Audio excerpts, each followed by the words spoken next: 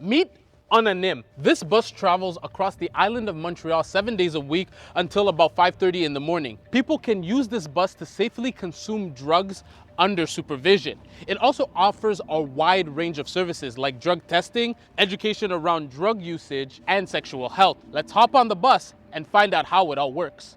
So Felix, I'm now on the bus. How does it all work? This is the space where we welcome people.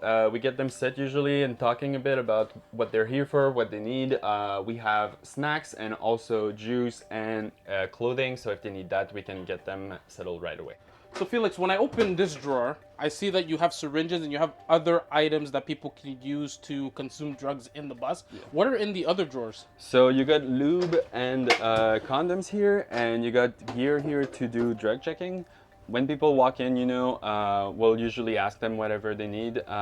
If it's material, we'll just pick it from here. And there's usually like a form of teaching that goes with it. If people are willing to hear us talk about how to use drug in a safer way, or how to put on a condom in the proper way as well. And then for drug checking, it's like a whole different thing. But when we have people aboard that can do it, we usually offer it systematically when we know people are using. We can usually identify the first few substances that are the most present in the sample we're trying to test. And now this is the area where people actually do the drugs. I'm sitting where our intervention worker usually sit, and then we got 2 stations for inhalation, and you're sitting in the booth where people usually inject.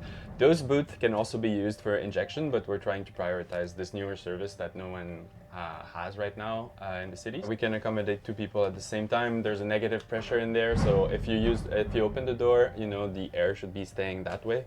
And in case of emergency, we can just walk in and go on with our overdose protocol. Since the pandemic, the number of people who are calling Ananim to bring their services to them has risen across the island of Montreal, especially outside of the downtown core. A few years ago, Ananim used to get about 600 calls per year.